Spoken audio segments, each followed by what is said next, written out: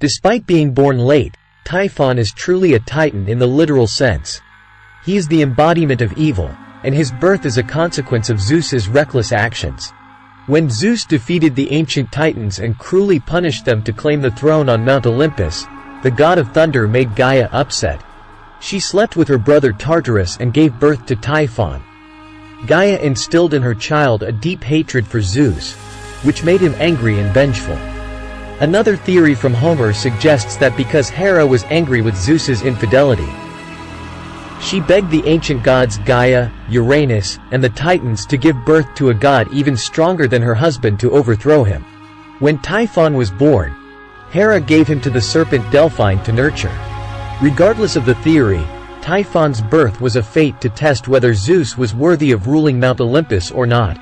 Not only was Typhon a giant god, but he was also a grotesque monster. He was almost as tall as the sky, with a human-like body but without feet.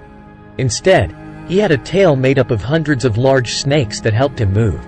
The scholar Apollodorus described, "With his shape and power, Typhon seems to surpass all other entities in the world.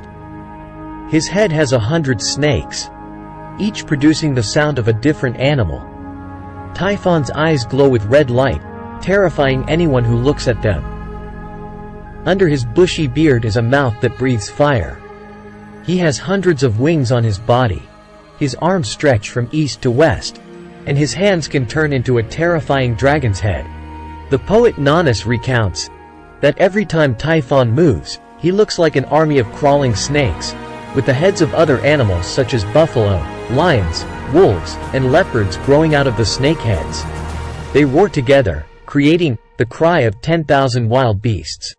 As Typhon advances towards Mount Olympus, the snake heads emit disgusting hissing sounds, while the remaining animal heads continue to scream. With all the hatred for Zeus, Typhon uproots hundreds of surrounding mountains and hurls them towards the god of thunder. Scholar Apollodorus recounts that, in fear of this sight, the gods on Mount Olympus transformed into animals to escape. Apollo became a hawk, Hermes turned into a stork, Ares became a fish, Artemis transformed into a female cat, Dionysus became a goat. Even the mighty Hercules turned into a fawn, Hephaestus became a bull, and Leto transformed into a mouse. They all found a way to escape, except for Athena and Zeus. Zeus hurled back all the mountains that Typhon had thrown. The god of thunder roared, causing the earth and sky to tremble, and the sound echoed to the deepest currents at the bottom of the ocean where the god Oceanus lived. The first battle took place on the Blue Sea, which had turned pitch black. The terrible battle frightened even Gaia, and the ground turned gray and gloomy. The waves surged around the battlefield of the two immortal gods. At that time, Hades, under the underworld, became cowardly and frightened by the terrible destruction he witnessed. Typhon spewed fireballs like meteorites towards Zeus, but the god of thunder dodged them. From the top of Mount Olympus, Zeus flew down and landed thunderous blows on each of Typhon's heads, causing him to fall to the ground. The fire from Typhon's body melted the ground like molten copper in a forge. However, he still did not give up, and they fought countless battles against each other. At one point, Typhon was defeated and retreated to Caucasia, near present-day Russia, causing the entire region to be devastated by his flames. He then fled to the island of Pithecusae in Italy, causing the Ischia volcano to erupt. They continued to battle and moved to Mount Nysa in Poland and then to Egypt. Using a new tactic, Zeus stood at a distance and used 100 lightning bolts to strike Typhon's head simultaneously, stunning him. Zeus then quickly approached and used his father's, Cronus, adamantine sickle to inflict a severe wound on Typhon, causing the monster to flee to the Cassios Mountains in Syria.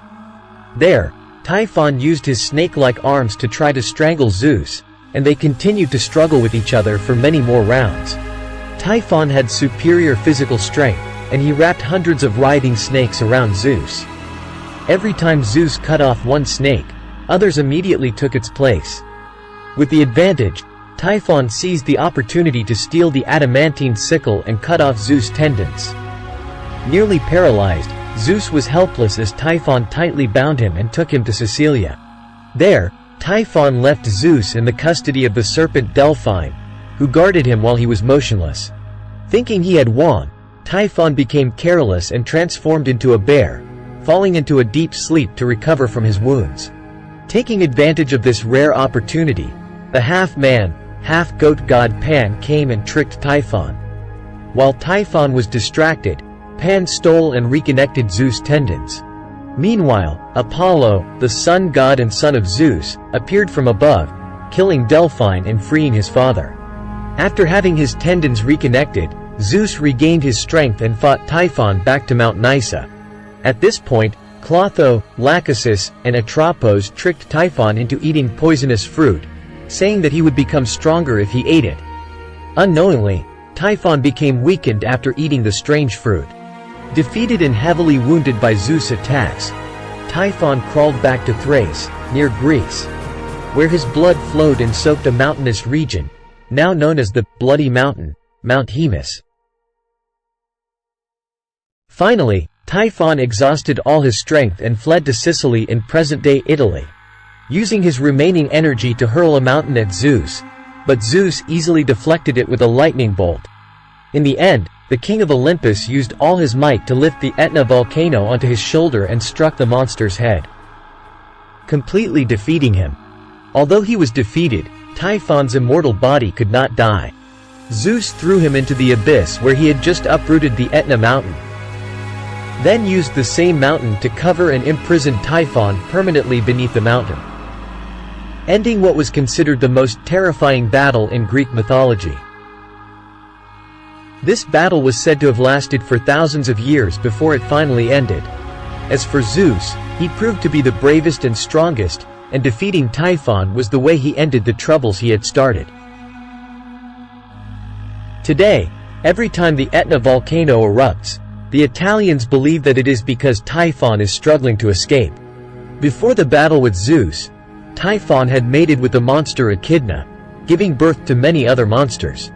Among them was the Nemean lion, which was killed by Hercules and its head was made into a helmet.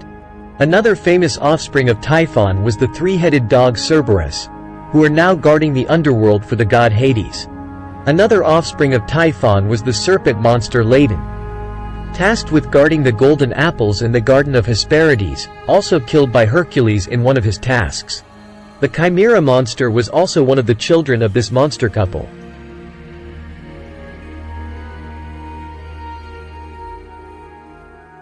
This is the end of the story of the monster Typhon. What do you think about this monster? Leave your comments below for everyone to know. And now, goodbye and see you again.